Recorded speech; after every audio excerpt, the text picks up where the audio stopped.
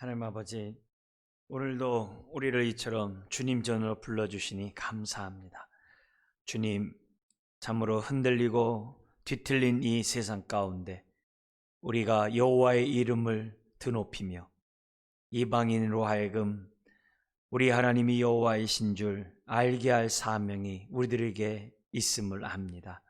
주님, 이 모양 저 모양으로 참으로 한국 교회가 어두워져 가고 있고 빛을 발하지 못하는 이런 가운데 있음을 압니다.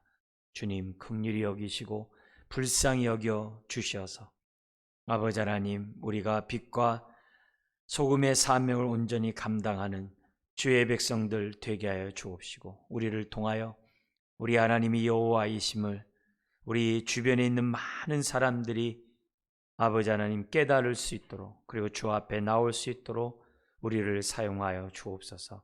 이 시간 예레미야의 말씀을 통하여 또한 주의 마음과 뜻을 헤아리기를 원합니다. 때를 따라 돕는 은혜를 허락하신 주님, 오늘도 우리 각자의 심령에 들려지는 하나님의 말씀이 있게 하여 주옵소서. 모든 것 주님께 의지하며 예수님의 이름으로 기도드리옵나이다. 아멘. 하나님의 말씀은 예레미야 17장입니다. 예레미야 17장의 말씀, 우리 11절까지 17장 1절에서 11절까지 두 번째 탄식과 여호와의 답변의 마지막 부분입니다.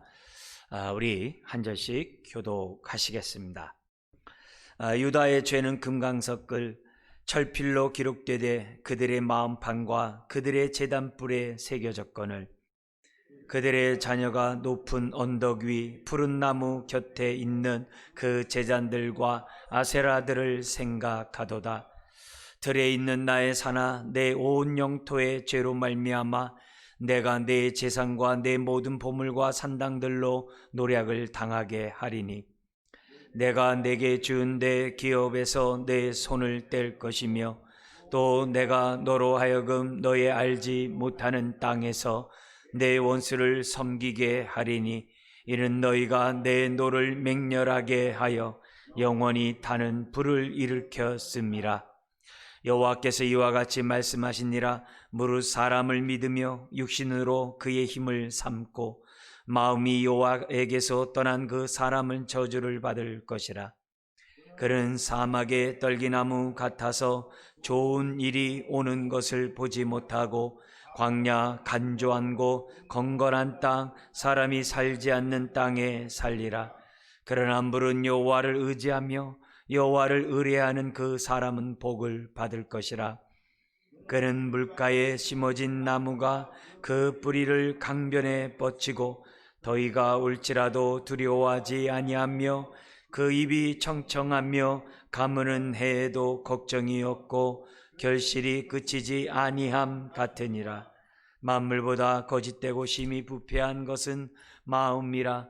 누가 능히 이를 알리오마는 나 여호와는 심장을 살피며 폐부를 시험하고 각각 그 행위와 그의 행실대로 보응하나니.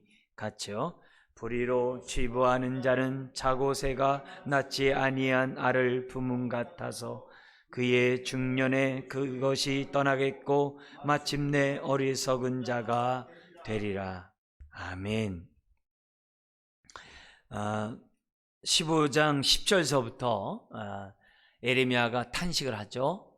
여러 가지 자기가 당하고 있는 어려움, 그 고통스러운 그런 일을 탄식을 하자 이제 우리 하나님께서 답변을 하십니다. 그 답변의 두 번째가 17장 11절까지 있고요. 근데 17장 12절부터 18절에 세 번째 예레미야의 탄식이 나옵니다. 그래서 이런 내가 대적자들로부터 수없이 많은 어려움, 고통을 당하고 있는데 나를 구원해달라고, 건져달라고, 심지어는 저주시에 나와 있는 그 시처럼 자기를 핍박하는 자들을 저주하는 그런 이런 탄식을 올립니다. 거기에 대해서 이제 하나님의 세 번째 답변이 18장 17절까지 또 나오게 됩니다. 감사한 것은 에레미야가 탄식할 때마다 하나님이 답변하셨다는 거죠. 그래서 우리들의 작은 신음에도 응답하시는 하나님께서 이런 예레미야의 이런 모습 속에서 다시 한번 우리들도 또 깨닫게 되고 소망을 갖고 이제 기도하게 됩니다. 그래서 하나님 보시기에 또 정말 우리가 객관적으로 보더라도 이렇게 서로 맞지 않지만 그래도 하나님은 신실하게 답변을 다 해주세요. 이런 모습에서 우리가 위로도 받고 또 교훈도 얻게 됩니다. 우리 지난주에 16장에 나와 있는 내용은 하나님의 그 심판이 얼마나 무서운지를 깨닫고 또 절실하게 전달하도록 하기 위해서 하나님이 예레미야에게 고통을 줘요. 너 뭐 하냐면 결혼도 하지 말고 초상집도 가지 말고 잔치집도 가지 말라. 정말 그런 그 아픔을 줌으로써 정말 네가 지금 현재 겪고 있는 그 탄식 그게 힘드냐? 앞으로 더 고통스럽고 더 클 아픔을 생각한다면 이거 아무것도 아니다. 오히려 이런 것들을 잘 감당함으로 훗날에 더 큰 고통과 환난을 예비하는 자가 되라. 이제 그런 의도와 함께 그리고 이런 심각성을 갖다가 전달할 때 이 예레미야가 그런 삶을 통해서 전하는 거예요. 그 당시 사람들을 보면 이상한 거죠. 이해가 안 되는 거죠. 이사야 같은 경우는 3년 동안 벗고 다녔잖아요. 그 당시 사람들을 보면 다 미친 사람이죠. 미쳤다고 얘기하죠. 이사야 선지자에 대해서도. 그렇지만 하나님의 메시지를 정말 자기의 그런 몸으로 전달하도록 그 심각성을 전달하도록 하기 위해서 하나님은 이사야 선지자에게 그렇게 명령하시거든요. 예레미야도 같은 상황이에요.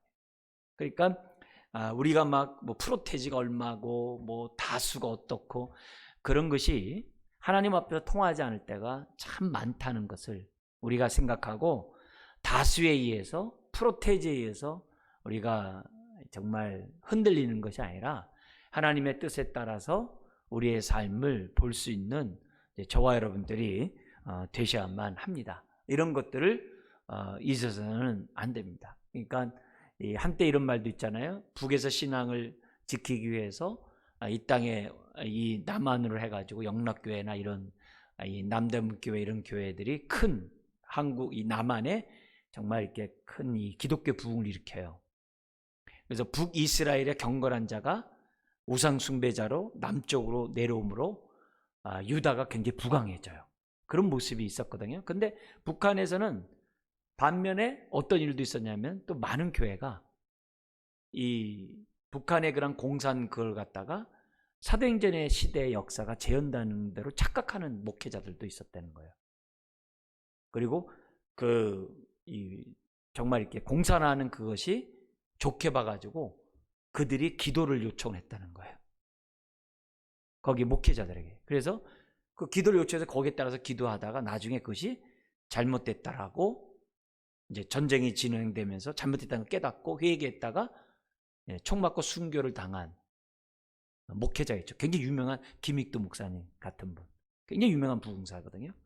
그 사람이 그랬다는 거예요. 그래서 자기에게 기도를 부탁해가지고 이게 잘 이루어져가지고 그런 더불어 사는 그런 세상 만들게 해달라고. 그래서 자기가 본인이 속았다는 거죠. 그리고 회개했는데 그것이 알려져서 다시 이렇게 후퇴하면서 이제 순교를 하는 이런 일들도 교회 안에 많이 있었다는 거예요. 그러니까 그 순식간에 사람들이 작은 것 때문에 정말 이렇게 속아가지고 이렇게 잘못된 분별력을 이게 분별력 올바로 갖지 못하는 그런 일들이 옛날에서 지금까지 쭉 있거든요. 그래서 이런 말도 있잖아요. 히틀러에 의해서 현혹된 사람들이 그 당시 독일이 90%가 루터교인이었거든요. 근데 어떻게 그럴 수 있느냐 이게. 얼마든지 그럴 수 있다는 거예요. 그러니까 우리들이 이런 말씀들을 예레미야의 말씀을 보면 그 당시 보면은 굉장히 이상한 사람이거든요. 왜냐하면 다들 예루살렘 성은 무너지지 않고 성전은 무너지지 않고 하나님 계시니까 하나님 평안하다 평안하다 한다라고 많은 선지자들이 얘기를 했거든요. 근데 예레미야가 뚝 나타나가지고 부서지리라 멸망하리라 이러니까 누가 믿겠어요. 심지어 자기네 고향의 그 제사장 그 집안이거든요. 그 고향에서조차 죽이려고 하는, 핍박을 하는 이런 일들을 겪는 거거든요. 그러니까 이런 예레미야가 오늘 저와 여러분이라고 생각해 보세요. 예레미야 탄식이 그거거든요. 이제 세 번째 탄식이, 저 하나님이 전한 대로 다 전했어요. 근데 왜 저 사람들이 저를 미워하나요? 네? 왜 하나님 왜 가만히 있으세요? 나를 핍박하는 자를 왜 하나님 가만히 두세요? 이런 탄식이 세 번째 나오거든요. 그러니까 그런 모습들을 우리들이 생각해 볼 때 정말 어떤 분위기나 어떤 이렇게 정말 다수에 의해서 좌지우지되고 이런 게 아니라, 또 성경에 10가지 중에 한 가지 맞았다고 해야죠. 그것이 성경적이다, 이렇게 얘기해서도 안 되고, 심지어는 10가지 중에 9가지가 맞아도 한 가지 틀리면 틀린 거거든요. 그런 것들을 우리들이 잘 생각해서 저와 여러분들이 분별하고 신앙생활을 해야 한다는 것을 이제 우리들에게 보여주는 거죠. 그래서 16장에서 에레미야에게 더 강력하게, 결혼도 하지 말고 자식도 낳지 말고 잔치집 가지 말고 그런 초상집에도 가지 말고 하면서 너의 메시지가 조금이라도 흐트러지지 않도록, 이렇게 흐려지지 않도록 굉장히 경각심을 주면서 백성들에게 정신 차려라, 그런 메시지를 이제 전하라고 얘기를 합니다.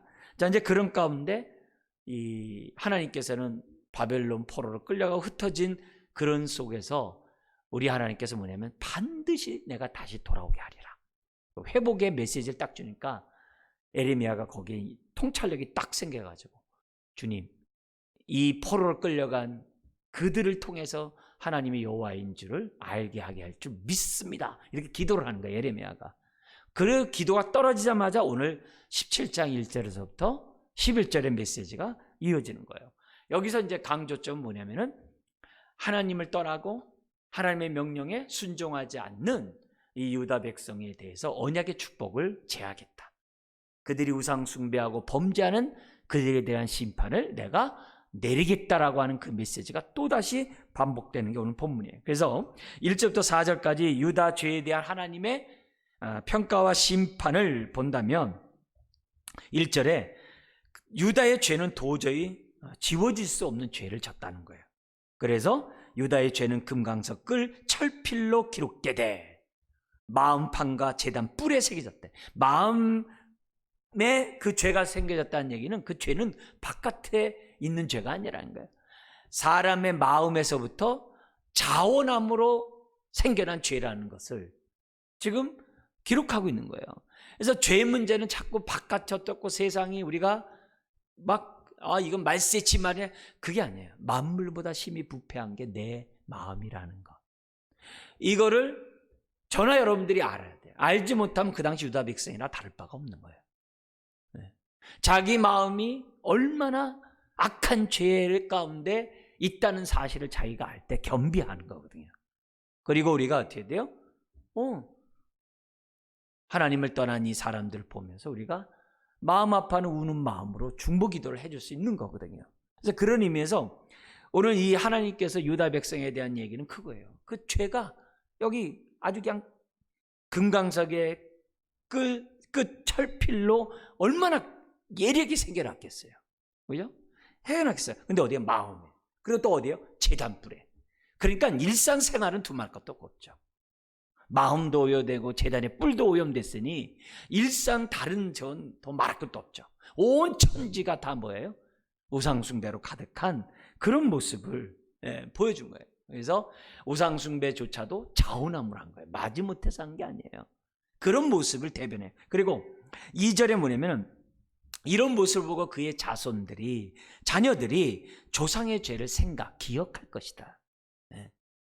그러니까 이 모습이 뭐냐면 자식들에게 의해서 다 정말 죄악을 갖다 그대로 전달된다는 것도 있고, 죄악의 죄가 얼마나 무서운 죄인지를 그 자식들조차도 느낀다, 이런 분위기예요. 그래서 그들의 그 자식들조차도 조상의 죄가 어떤 것인지 다 생각한다, 기억할 것이라고. 그렇게 얘기하면서 뭐냐면은 이 죄가 하여튼 뭔가 정말 이렇게 좀 자기네들 볼 때 좋아 보이는 장소가 있다면 다 우상단지를 세워놨다는 거예요. 그래서 거기 보면은 조상들은 높은 언덕 위 푸른 나무 곁에 있는, 벌써 이 자체가 좋은 장소잖아요. 자, 여러분 볼 때 거기에 어떻게 돼요? 그 곁에 제단들을 쌓고 그리고 아세라 목상을 세웠다는 거죠. 네. 이 끔찍한, 그러니까 유다는 이 유다 전역에 아주 우상이 팽배한 거예요. 왜 그래요? 제단불에도 죄가 있으니, 제단불에도 죄가 있을 정도니 그건 바깥에 말할 수 없죠. 에스겔서를 보면요, 성전 안팎에 심지어 성전 안에조차도 온갖 우상 단지가 다 도배되어 있다고 그랬어요. 그런 거 보면은 이 정말 그들의 마음이 얼마나 정말 이 죄악이 관영한지를 보여줘요. 그러니까 그 결과 3절 4절 우리 하나님께서 어떻게 돼요? 그 백성의 모든 재산이 다 노략당하게 할 것이다. 그리고 4절에서는 뭐냐면 너희도 알지 못하는 그 땅에 내 원수 땅으로 끌려가서 내 원수를 섬길 것이고, 예, 나중에도 나옵니다만 뭐냐면은 너가 그렇게 우상 숭배를 이렇게 좋아하냐? 그러면 그 우상 나라에 가서 그냥 마음껏 섬겨라 하면서 하나님이 쫓아내셨다라고 지금 뭐냐면 말씀하고 있어요. 자, 근데 여기 강조점이 뭐냐면은 내가라는 거예요. 내가 쫓아낼 것이고 내가 이렇게 모든 형벌을 당하게 하겠다라고 하나님이 말씀하고 있다는 거예요. 그러니까 내가, 하나님이 하나님을 떠난, 생수의 근원이신 하나님을 떠나 산 그런 자들에게 정말 하나님 없이 살아갈 수 있는지 우리 하나님께서 심판하시겠다라고 말하고 있는 거예요. 그러니까 물론 그렇게 함으로써 포로로 끌려간 그곳에서 그들이 너희들을 통해서, 근데 회개한 너희죠, 우리 지난주에 봤던 것처럼 회개한 너희를 통해서 하나님이 여호와인 것을 알게 하리라. 그러니까 다니엘이나 에스겔이나 모르드게나 다 그런 거잖아요. 느헤미야나 다 그렇게 해가지고 다시 어떻게 돼요? 하나님께로 돌아오도록 하게 하는 그런 약속을 하셨습니다만, 어쨌든 우리 하나님은 죄에 대한 그 대가를, 형벌을 분명하게 내리시겠다고 16장에서도 얘기하고 17장에서도 지금 말씀하고 있어요. 자, 그러면서 우리 하나님이 복을 받는 인생이 되기를 원한다라고 말해요. 그럼 누가 복을 받고 누가 저주를 받느냐? 복과 저주에 대한 그 기준이 뭐냐? 그게 이제 5절부터 8절이에요. 먼저 저주부터 얘기를 해요. 누가 저주를 받을 자냐? 하나님을 떠난 자. 예레미야 2장 13절 기억하세요? 요절이에요. 생수의 근원이신 하나님을 떠나서 스스로 웅덩이를 파고자 그 웅덩이를 봤지만 그 웅덩이는 저축하지 못할 터진 웅덩이다. 그게 예레미야 전체의 핵심 요절이거든요. 근데 그 모습이 똑같은 거예요. 여기서도 뭐냐면 하나님을 떠난 자 저주를 받는다. 이 말은 뭐예요? 언약의 축복에서 제외된 자는 저주를 받을 수밖에 없다는 거죠.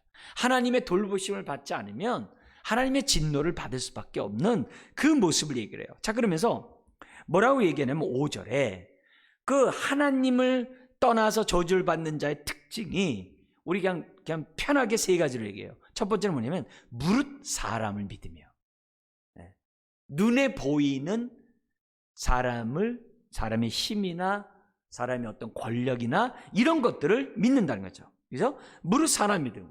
두 번째는 육신으로 그의 힘을 삼고, 약육강식이겠죠. 그래서 육신으로, 그러니까 사람이 힘이 되어줄 것이라고 생각하고 하나님께 기도하기보다는 그 사람을 더 믿고 의지하는 것. 잠시 있다가 없어질 그 사람의 힘을 의지하는 것. 그 다음 세 번째는 뭐냐면 마음이 여호와에게서 떠난 그 사람. 마음이 여호와에게서 떠난 그 사람이 저주를 받을 것이다. 이렇게 설명합니다. 그래서 이 세 가지의 이 모습은 오늘 불신자들의 기본적인 모습이죠. 우리도 예수 믿기 전에 이랬죠. 근데 더 마음 아픈 거는 은혜를 맛보고도 이렇게 산다는 거예요. 은혜를 맛보고도 자꾸 힘 있는 사람을 자꾸 의지하고 기대는 그 모습이 우리들에게 있다고 한다면 그건 정말 끔찍한 거죠. 은혜를 맛보고도 우리의 삶 속에서 하나님보다 사람을 의지하는 그 모습. 그래서 우리 일상생활 속에 제일 많이 나오는 게 뭐예요? 뇌물, 청탁하는 거. 그죠? 편법이나 불법을 행해서라도 자기 유익을 구하는 거. 심지어는 학영과 지연에 좌지우지 되는 거. 이게 뭐예요? 마음이 하나님에게서 떠난 자들의 특징이라고 얘기하는 거예요. 마음이 하나님께서 먹은 거예요. 하나님부터 먹은 거예요. 근데 우리가 사는 이 세상사가 학영과 지연이 얼마나 얽매여요. 얼마나 얽매이고 있습니까? 뇌물과 청탁에 얼마나 사람들이 줄을 대고 있습니까? 그죠? 그러니까 그런 모습에서 우리가 믿는 사람이 이렇게 행동한다 한다면 그게 끔찍한 거죠.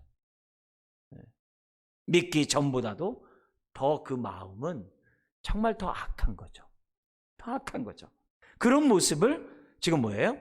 하나님을 떠난 자라고 딱 얘기를 해요. 그런 자들은 그의 삶이 어떻게 하느냐? 결국에는 사람의 눈을 피하는 그곳에서 살 수밖에 없을 정도로 수치스럽고 비참한 인생으로 전락한다는 게 6절이에요. 그래서 그는 사막의 떨기나무, 이 가시덤불, 땔감용이죠. 가시덤불 같아서 좋은 일이 오는 것을 보지 못하고 광야, 간조한 곳, 간조한 얘기는 소음기가 많아서 사람이 살 수 없는 곳, 그리고 건건한 땅, 떼약볕만 내리쬐는 그냥 사막, 그늘이 없는 건건한 땅에 결국 어떻게 돼요? 산다는 거죠. 그러니까 사람을 의지한 자 결국 어떻게 돼요? 전혀 사람의 돌봄을 받을 수 없는 그곳에서 혼자 유리한다는 거예요. 이게 얼마나 참 무서운 형벌입니까? 그러면 이게 모습이 뭐냐? 꼭 우리가 아무도 없는데 그런 무인도한테 뚝 떨어진 걸 얘기해? 그렇지 않아요. 대중 속의 고독, 이런 말 들어보셨죠? 그냥 그렇게 사람에게 치이는 곳에 있으면서도 불구하고 마음이 다 고독한 거예요. 아주 외로운 거예요. 나밖에 없는 것 같아요. 그렇게 된다는 거예요. 왜요? 사람을 의지했으니까. 사람을 의지했으니까. 아무리 사람을 하더라도 마음에 위로를 못 받는 그런 상태로 놓이게 되는 거예요. 왜? 마음이 하나님의 뭐니까? 마음이 하나님과 가까우면 따뜻함을 느낄 텐데 그 공허하고 허전함이 이루 말할 수 없다는 거예요. 왜요? 사람을 의지하니까. 그러면서 반면에 그러면 누가 복을 받느냐? 거기에 7절 8절에 있는데 하나님을 의지하는 자, 하나님을 가까이 하는 자, 그 자가 복이 있다 그래요. 그래서 그럼 가까이 하는 자가 뭐냐? 우리 7절에 그 시적인 표현을 썼어요. 무릇 여호와를 의지하며 여호와를 의뢰하는 그 사람은 복을 받을 것이라. 사실 여기 의지와 의뢰는 우리 성경에 보면요, 서로 교환적으로 상호 교환을 써요. 근데 시적 표현은 어떻게 돼요? 똑같은 단어 안 쓰거든요. 같은 단어를 안 쓰면서 어떻게 돼요? 내용을 풍성하게 하고 발전하게 하거든요. 그게 시적인 표현의 특징이거든요. 지금 그 표현을 쓰는 거예요. 다시 말하면 하나님을 의지하고 신뢰하는 자, 하나님을 가까이 하는 자, 그죠? 이런 자가 복을 받는다는 거예요. 하나님이 가까이 하는, 왜? 하나님이 복 자체잖아요. 복의 근원이잖아요. 하나님을 멀리하면서 어떻게 복을 받겠어요? 하나님을 가까이 해야 복이 있는 거죠. 그런 자는 어떻게 하냐? 시편 1편의 축복을 누린다는 거예요. 그래서 8절인데요. 같이 한번 읽겠습니다. 그는 물가에 심어진 나무가 그 뿌리를 강변에 뻗치고 더위가 올지라도 두려워하지 아니하며 그 입이 청청하며 가무는 해에도 걱정이 없고 결실이 그치지 아니함 같으리라. 그러니까 시편 1편의 말씀이 성취돼. 그게 뭐예요? 하나님을 갖게 하는 게 시편 1편에서 뭐래요? 주의 말씀을 주야로 묵상하는 자. 말씀을 가까이 하는 게 하나님을 가까이 하는 자예요. 순종하는 자는 더 가까이 하는 거죠. 삶 속에 하나님을 모시는 거죠. 순종하는 거. 이런 자들은 뭐예요? 시절을 쫓아 과실을 맺는 그런 복을 얻게 될 것이라고 다시금 그 유다 백성을 향해서 하나님이 복과 저주의 기준을 정확하게 얘기를 해요. 그러면서 9절부터 11절에 우리 하나님께서 이렇게 정확하게 사람들마다 축복과 저주를 줄 자를 분별하면서 심판하실 수 있는 이유가 뭐냐? 두 가지 이유 때문이래요. 첫째는 인간의 마음을 잘 아시기 때문이래요. 그게 9절이에요.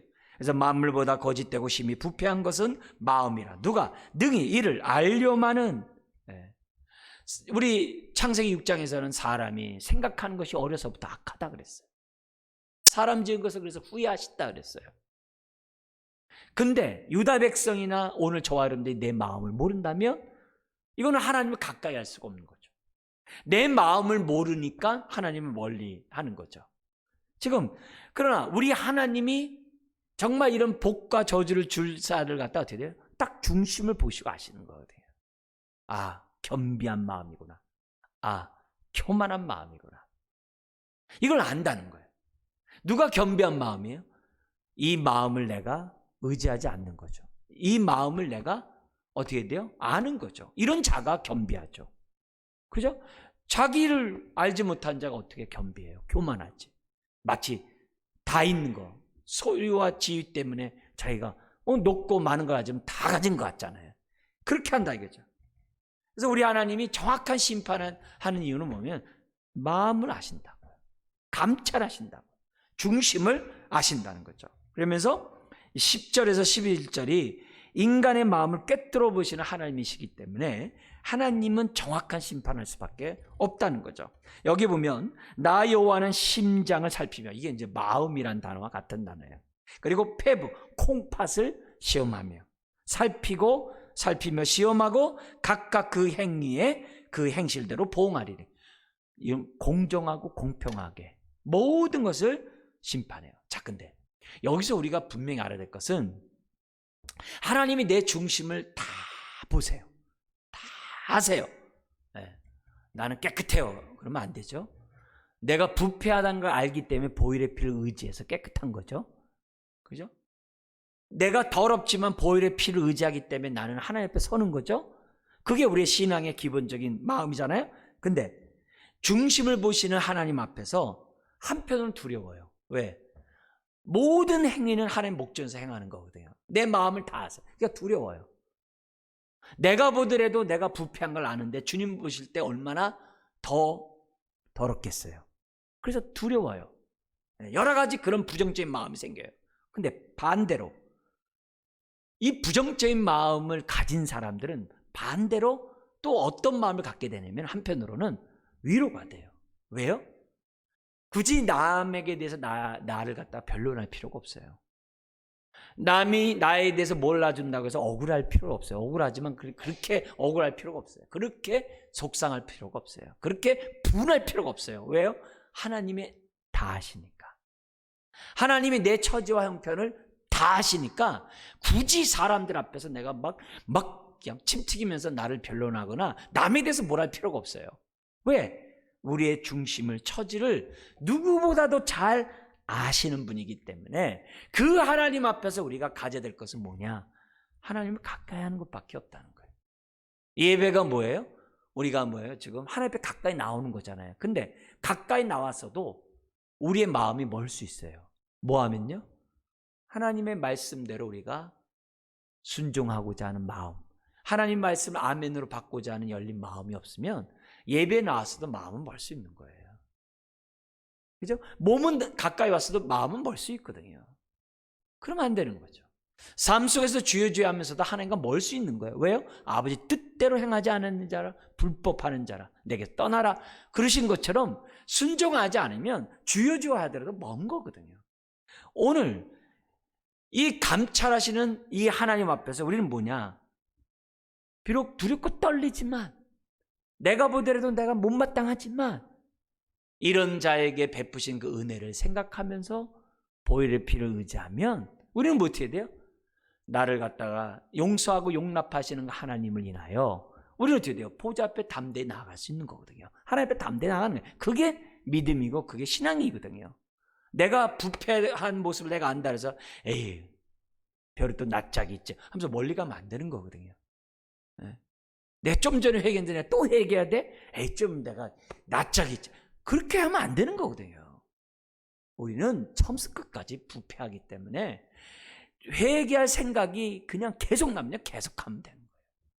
조금이라도 아이고 뭐 벼룩도 이렇게 하면 안 돼요. 우리는 항상 나의 이 만물보다 힘이 부패한 나라는 거 하나님이 아세요. 이 모습 내가 인정하고, 그러나 여기서 머무는 것이 아니라 주의 은혜를 힘입어서 우리가 어떻게 돼요? 하나님 뜻대로 순종하면서 살고자 하는 그런 마음을 가져야 돼요. 예? 하나님 앞에서 사람들에 대해서도 우리 하나님은 모든 것을 다 판단하신 분이에요. 그래서 원수를 직접 갚지 말라 그러잖아요. 다 하나님이 공정하고 공평하게 하실 거라는 거죠. 자, 그러면서 무슨 얘기를 하시냐면은 이런 이야기예요. 11절 같이 한번 우리 읽겠습니다.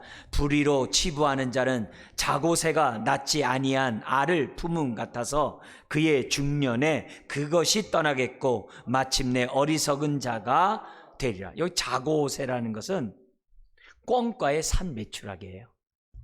그러니까 여기 불의를 치부하는 자, 재물을, 불의로 재물을 모으고자 하는 자, 낳지 않은 알을 품은 것 같아서 어느 순간에 그것이 다 떠나가 버린다는 거예요.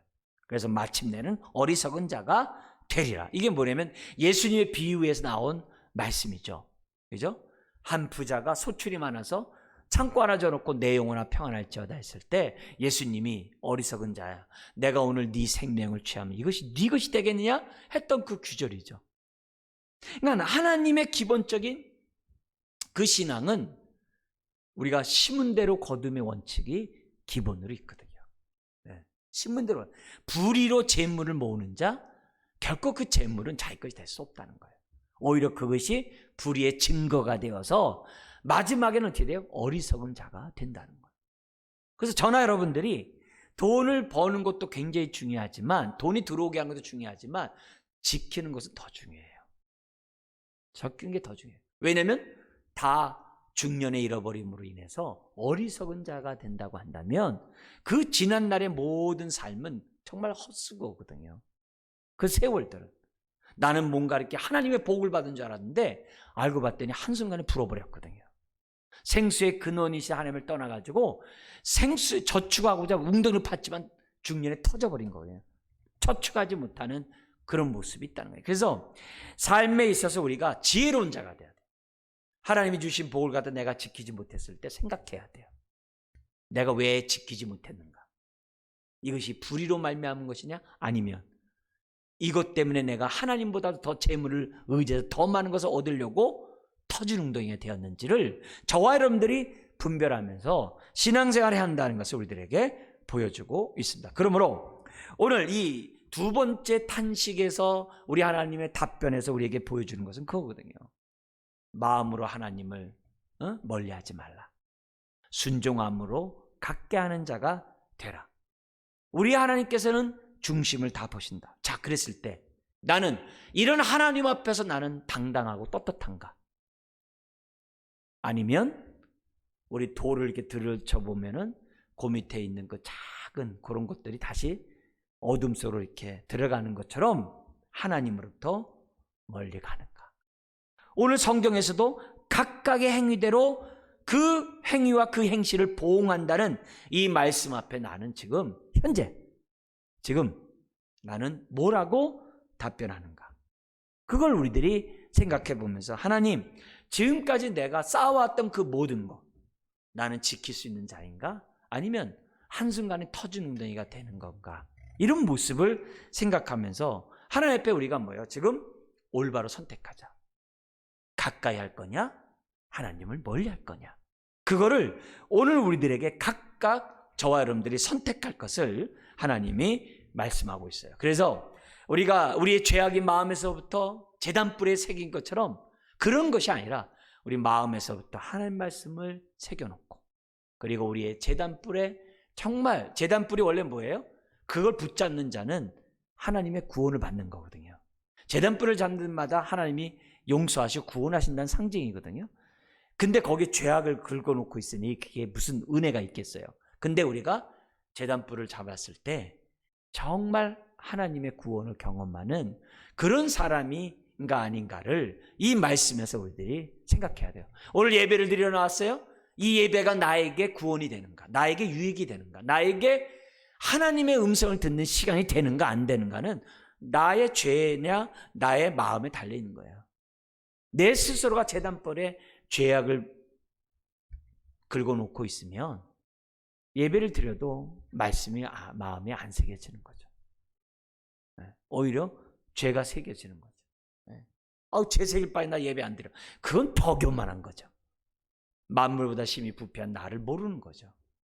우리는 매 순간 하나님의 은혜를 떠나서는 안 돼요. 정말이에요. 교만하면 안 돼요. 매사 하나님을 인정하라. 그리하면 그가 너의 길을 지도하시리라. 네. 주의 말씀이 내 발의 등에 내 길의 빛이다. 그렇게 우리들이 한 발자국 한 발자국 살아갈 때 우리가 어떻게 해야 돼요? 남들이 어쨌든 간에 우리는 하나님의 언약 백성의 통로가 될 수 있다는 거죠. 그래서 예레미야 이런 탄식 속에서 얘기하는 거예요. 네가 그런 고통을 당하냐? 너가 그렇게 탄식할 정도로 괴로워하느냐? 네가 그렇다 할지라도 네 마음만은 내가 너 다 알고 있다. 너 네 마음만은 나를 가까이 하라. 정말 하나님 말씀을 가까이 하는 자가 되라. 이런 의도도 예레미야를 통해서 우리에게 말씀해요. 자, 세 번째 탄식과 하나님의 답변이 12절에서부터 이루어집니다. 거기 예레미야의 탄식이 뭐라고 얘기하냐면 나를 구원해 달라고 탄식하는 장면이 12절 18절에 나옵니다. 먼저 12절 13절에 보면은 앞에서 5절 6절의 말씀을 다시 지금 뭐냐면 연결을 해가지고서 이렇게 같은 내용을 지금 탄식합니다. 뭐라고 하냐면 이렇게 얘기해요. 12절 13절이 뭐냐면은 여호와여 참으로 이 백성이 주를 버렸나이다. 어리석게도 이들이 주님을 의지하지 않고 주님을 버렸다라고 한 탄식을 12절 13절 합니다. 어떻게 하냐면은 12절 이렇게 얘기해요. 영화로우신 보좌여 시작부터 높이 계시며 우리의 성소이신 하나님이요. 그게 1절이에요. 그러니까 뭐냐면 간단하게 얘기하면 하나님만이 참된 성소이십니다. 이거거든요. 네? 우리가 붙잡아야 될 정말 우리가 정말 제단의 뿔은 정말 하나님 안에 있다는 거죠. 저 우상에 가서 붙잡는 것이 아니라 오직 하나님만이 정말 우리에게 참된 성소이십니다. 그 얘기거든요. 그래서 영화로운 보좌요. 시작부터 높이 계시며 우리의 성소이시며 표준 세번역에서 이렇게 번역했어요. 우리의 성전은 영화로운 보좌와 같도다. 처음부터 높은 산 위에 자리를 잡았도다. 이렇게 번역을 했거든요. 그러니까 우리가 하나님을 뵐 때마다 기본적으로 어떤 하나님이냐? 그 높고 높고 보좌에 계신 바로 그분만이 우리의 예배의 대상이고 그분만이 우리가 의지해야 될 그런 분이다. 이런 호소를 딱 해요. 근데 이런 하나님 버렸다는 거예요, 지금. 그러면서 13절에 뭐냐면 하나님만이 우리의 소망인데 이 백성이 하나님을 버리고 떠났나이다. 네. 그래서 얘기하는 거예요. 이스라엘의 소망은 하나님께 있나이다. 그런데 뭐라고 했냐면 무릇 주를 버리는 자는 다 수치를 당할 것이라 무릇 여호와를 떠나는 자는 흙에 기록이 되오리니. 흙에 기록된다는 얘기는 쉽게 그 이름이 사라진다는 거예요. 이는 생수의 근원이신 여호와를 버림이니이다. 예레미야 2장 13절 또 얘기를 해요. 그러니까 12절 13절에 나와 있는 내용은 그거예요. 이 백성이 하나님 버렸다 이게요. 이런 하나님이신데 이런 하나님을 버렸다라고 12절 13절에 설명을 해요. 자, 그러면서 탄식이 시작돼요. 이런 하나님을 버린 그 유다 백성을 놓고요 너무 마음이 아파서 가슴을 치면서 하나님 앞에 탄식을 해요. 이게 즉 우리나라의 현실을 보면서 우리들이 이런 마음을 달라고 기도를 해야 되거든요. 이런 죄악의 관연의 현실 속에서 우리들이 이런 마음을 갖지 않으면 이게 하나님을 정말 가까이 모신 자의 모습인가를 생각하면서 봐야 될 이 예레미야의 탄식이에요. 어떻게 하냐면 14절에서부터 뭐냐면은 주님만이 저의 치료자와 저의 피난처가 되십니다라고 하면서 뭐라고 그러냐면은 14절 우리 한번 같이 읽겠습니다. 여호와여 주는 나의 찬송이시오니 나를 고치소서. 그리하시면 내가 낫겠나이다. 나를 구원하소서. 그리하시면 내가 구원을 얻으리이다. 이 첫 번째 뭐라고 얘기하냐면 여호와는 주여죠. 그죠? 주여. 정말 주님만이 저의 찬송이 되십니다. 그러니 주님 저를 만져주시고 치유하시고 저를 붙들어 주시고 저를 구원해 주세요. 주님만이 저의 찬송이십니다. 그게 이제 첫 번째 탄식이에요. 그러니까 어려움 가운데 있는 이 고통에 우리가 기도를 할 때도요 이런 기도를 먼저 하면요 벌써 믿음의 기도로 올려진다는 걸 내가 알아요. 그냥 뭐냐면 하나님 저 힘들어요. 저 기도 응답해 주고 저 빨리 치유해 주시고 저 빨리 구원해 주세요. 이렇게 기도하다 보면 잘못하면 푸념할 수 있어요. 넋두리 할 수 있어요. 근데 반대로 나의 찬송이신 주여, 저 하나님을 찬송하기 원해요. 오늘 내가 이런 고통 가운데 있는데 이걸 통해서 하나님 찬송하기 원하오니 나를 갖다 구원해 주세요. 나를 도와주세요. 이렇게 좀 주어를 좀 바꿔가지고 정말 우리가 하나님 앞에 기도한다고 한다면 은혜가 되죠. 제가 여러분들 말씀드렸습니다만 혼자 기도할 때는 예수님의 이름으로 기도합니다를 제일 마지막 할 필요 없잖아요. 먼저 하시면 좋아요. 예수의 이름으로 기도함나니, 저의 이런 기도 제목을 주님 아시죠? 예수의 이름으로 기도함나니 주님 빨리 이런 고통에서 나에게 응답해 주세요. 예수의 이름으로 기도함나니, 정말 이렇게 먼저 주님의 이름을 먼저 선포하고 우리가 기도를 하면 그 자체가 벌써 어떻게 돼요? 믿음의 강구가 돼요. 자꾸 바꾸셔야 돼요. 개인이 할 땐 그렇게 하라고요.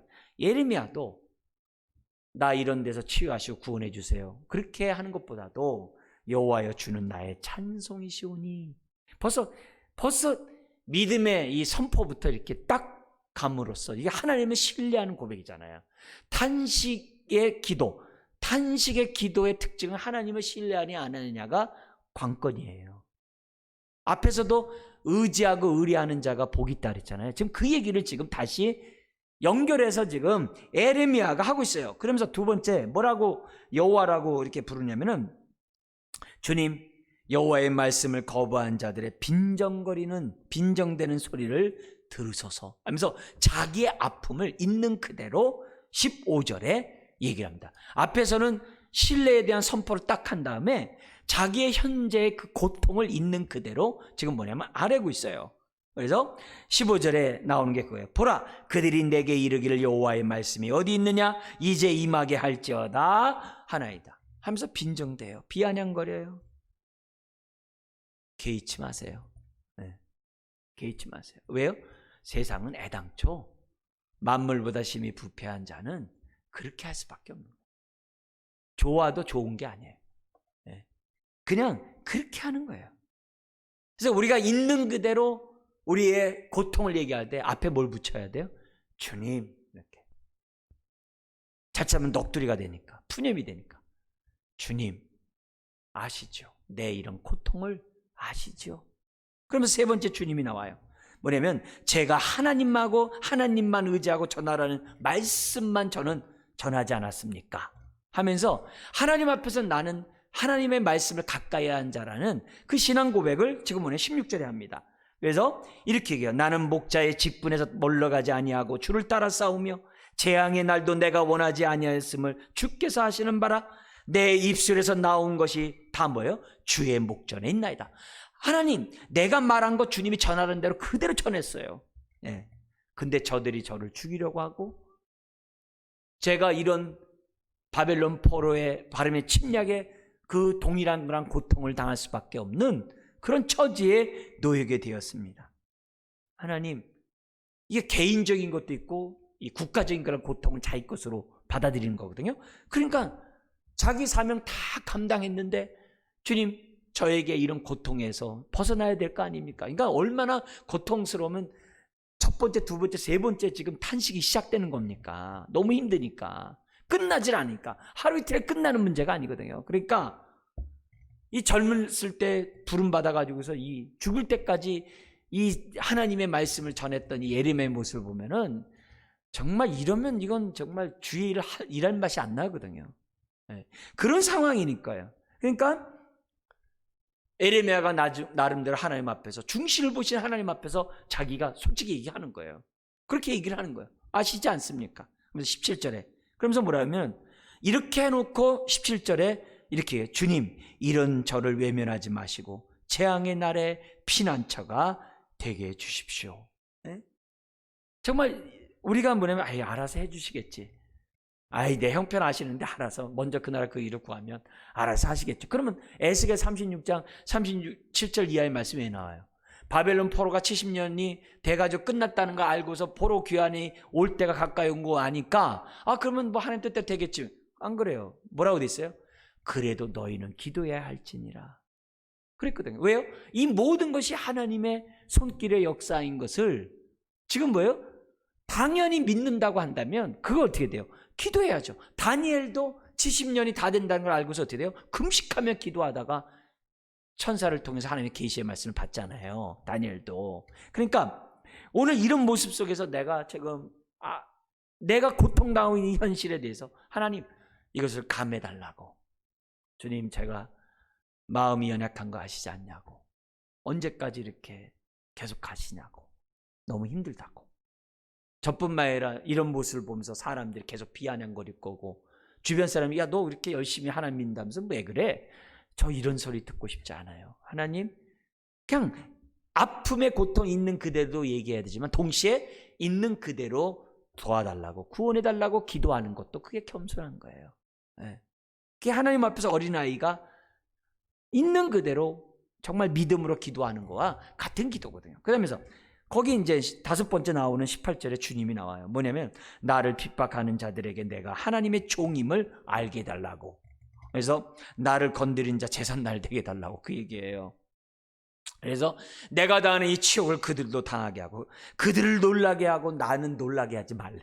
참 굉장히 정말 하나님 앞에서 이렇게 기도한다는 자체가 얼마나 하나님과 가까움 이런 말 하겠어요. 그죠? 얼마나 하나님과 친밀함 이런 말 하겠어요. 친밀하지 않은 사람이 하나님 앞에서 재고 하나님 앞에서 이렇게 폼 잡는 거지, 이게 이 친밀한 사람이 이런 거예요. 남을 놀래키되 나는 놀래키지 마세요. 이런 기도가 얼마나 진짜 하나님 보실 때 이게 정말 이쁜 그런 저겁니까? 그래서 재앙의 날이 그들에게 임하게 하시며 배나되는 멸망으로 그들을 멸하소. 그냥 자기 마음을 그냥 있는 그대로 쏟아내는 거죠. 자, 그러나 우리가 기본적으로 알아야 될 것은 이제 너무 또 고차원으로 갑자기 툭 뛰어나서 좀 저겁니다만, 마태복음 8복 가운데 하나가 뭐예요? 의인을 위하여 박해를 받는 자는 복이 있나니 천국이 그의 것이며. 그러면 아무 말도 할 말도 없어요. 중간이 딱 없어버리니까. 근데 우리가 중간을 무시하는 오류를 범하면 안 돼요. 하나님은 과정을 굉장히 중시 여겨요. 왜요? 과정을 통해 연단이 되고 과정을 통해서 회개하면서 우리들이 정금같이 나오거든요. 그래서 우리가 설교나 이런 시간에 짧은 시간에는 이래서 결과를 얘기합니다만 이 과정 속에서 우리가 빚어지는 거거든요. 과정을 쉽게 생각하면 안 된단 말이에요. 예레미야도 지금 우린 짧은 본문 안에서 지금 연도가 훅 축소돼서 그렇지 굉장히 긴 시간들이거든요. 이런 속에서 지금 우리가 기본적으로 생각해야 될 것은 뭐냐면 주님이 그러셨어요. 증인에는 박해가 있다. 그게 기본이다라는 것을 주님이 가르쳐 주는 것을 우리가 생각해야죠. 그리고 그렇기 때문에 증인은 박해가 따라오는데 현실은 싫다 이거예요. 고통스럽다는 거예요. 그걸 지금 보여주는 거죠. 그러나 중심을 보시는 하나님이 합력하여 선을 이루게 하신다는 거. 그뿐만이 아니라 그걸 통해서 나를 단련하여 천군같이 나오도록 붙잡아 준다는 거. 근데 고맙게도 감사하게도 정금같이 나올 수 있도록 은혜와 때를 따라 돕는 능력을 하나님이 부어주신다는 거. 감당할 수 있는 능력을 주신다는 거. 그래서 오늘 어떻게 돼요? 하나님 앞에 오늘도 기도할 수 있는 거죠. 이 기본적인 원칙을 저와 여러분들이 생각하고 오늘도 우리가 하나님 앞에 나오되 내 잘못으로 고통만은 당하지 말자 하면서 제가 지금 말씀드렸던 이 5가지 증거에는 박해가 온다. 이제 첫 번째죠. 두 번째는 근데 현실은 고통스럽다. 세 번째는 그러나 중심 보시는 하나님이 합력하여 선을 이루게 하신다. 근데 네 번째는 하나님이 이걸 통해서 나를 정금같이 되어 나오도록 연단하고 단련시켜 주시는데, 5번째 중요한 것은 감당할 수 있는 능력을 주신다. 반석에서 물이 나게 하시는 거죠. 그러니까 오늘 우리들이 신앙생활 하시는 거죠. 자, 그러면서 마지막 19절에서 27절에 보니까는 이렇게 탄식하는 예레미야에게 하나님이 어떤 답변을 하느냐? 생뚱맞은 말씀을 하세요. 그게 뭐냐면은 안식일을 거룩히 지키라는 말씀을 굉장히 많은 지면에 설명을 해요. 생뚱맞는 것 같은데 아니에요. 앞에서 그동안에 하나님이 유다 백성의 죄를 갖다가 지적한 게 1, 2계명이었어요. 나 외에 다른 신을 섬기지 말라, 우상을 숭배하지 말라, 섬기지 말라. 그 얘기를 계속 얘기했었어 그동안에.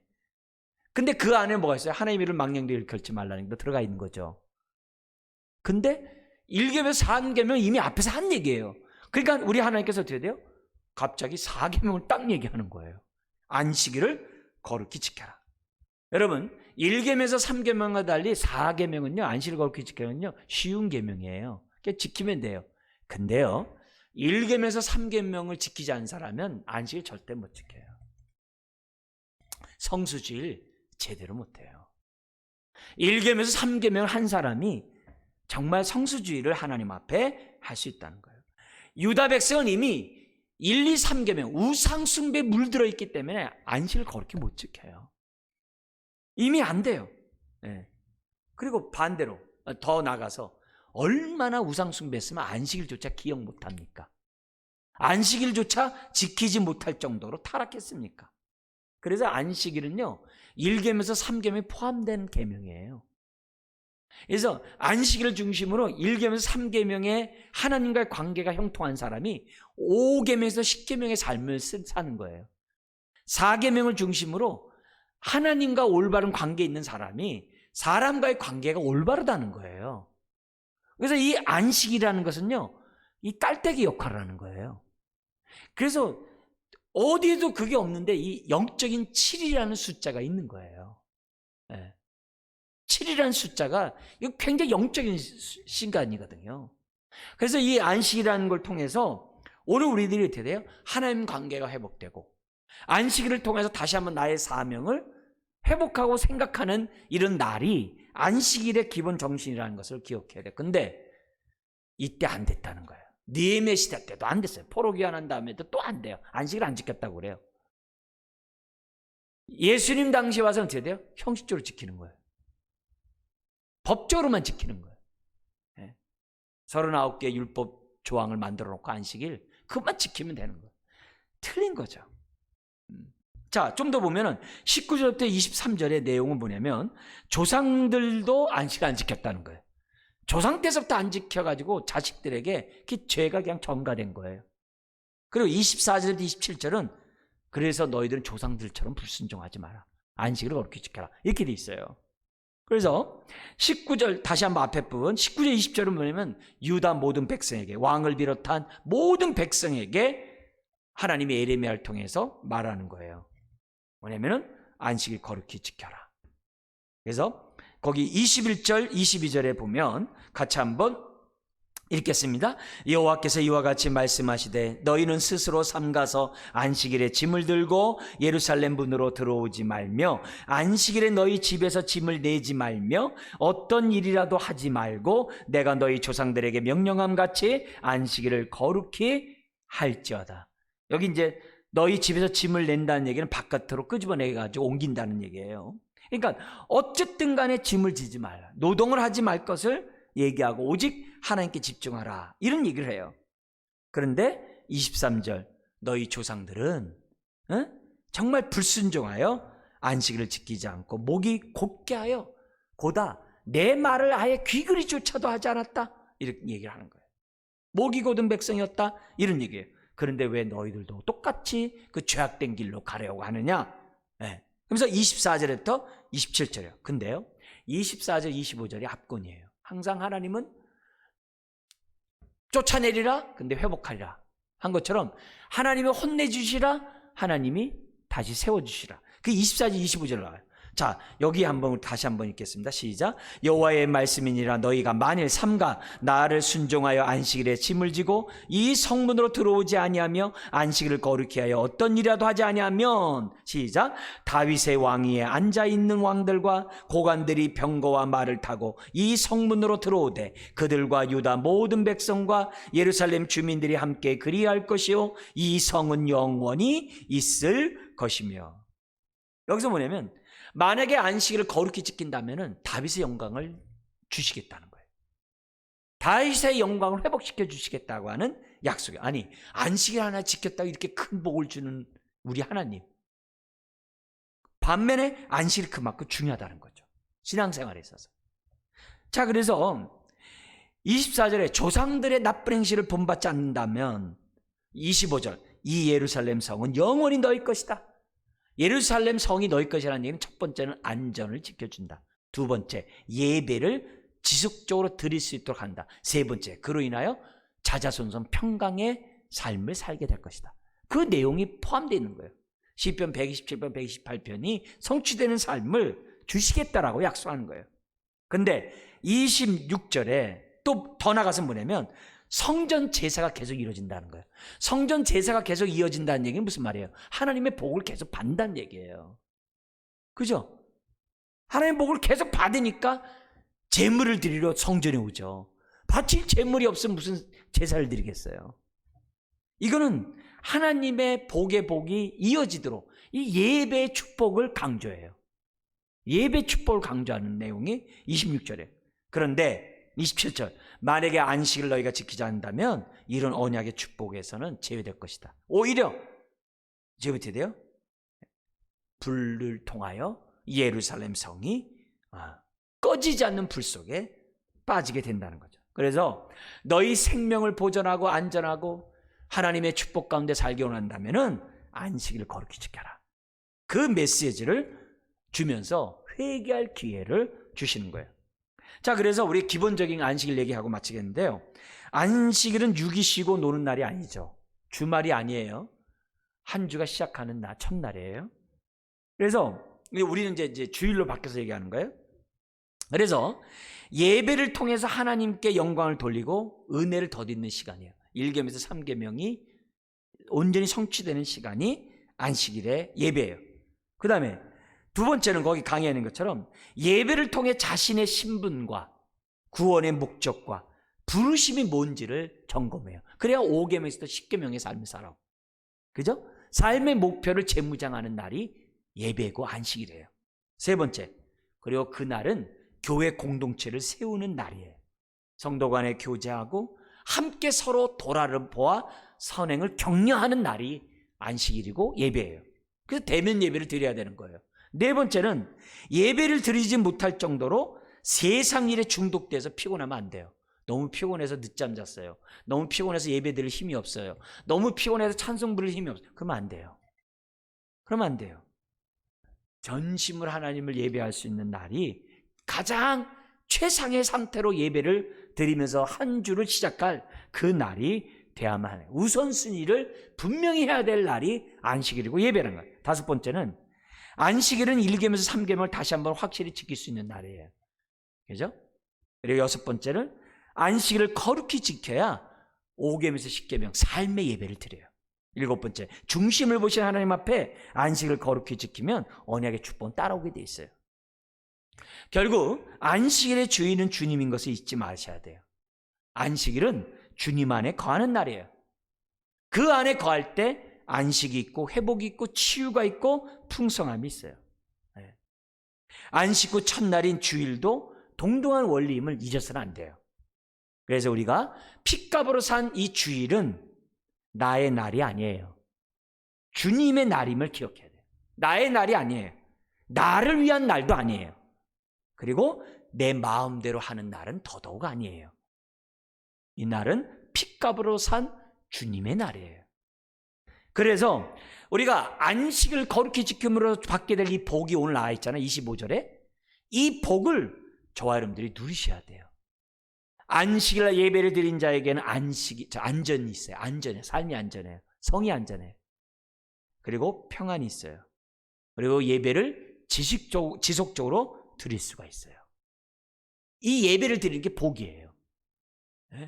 그걸 우리들이 생각해요. 마지막, 마음을 살피시는 오늘 하나님으로부터 복을 받으려면 주제를 우리가 봤어요. 우리가 많은 얘기 있지만 간략한 내용 한번 정리하고 마치겠습니다. 우리 한번 읽어볼까요? 첫 번째는 뭐죠? 우리의 마음이 하나님으로부터 멀어지면 안 된다. 사람을 의지하지 말라. 두 번째는 하나님을 의지하고 의뢰하는 자가 되라.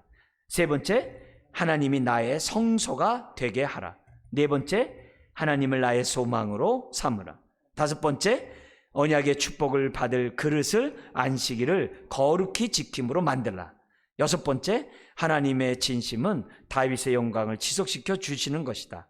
하나님은 우리의 작은 순종에도 큰 복을 내려주시는 분이다. 우리 기도하겠습니다. 하나님 아버지, 우리가 안식일을 거룩히 지킴으로 하나님의 안식을 온전히 맛보며 이 땅에서 하나님의 영광을 드러내며 많은 사람들에게 하나님의 여호와의 심을, 보여주고 증거하는 주의 자녀 되게 하여 주옵소서. 믿사오며 예수님의 이름으로 기도드리옵나이다. 아멘.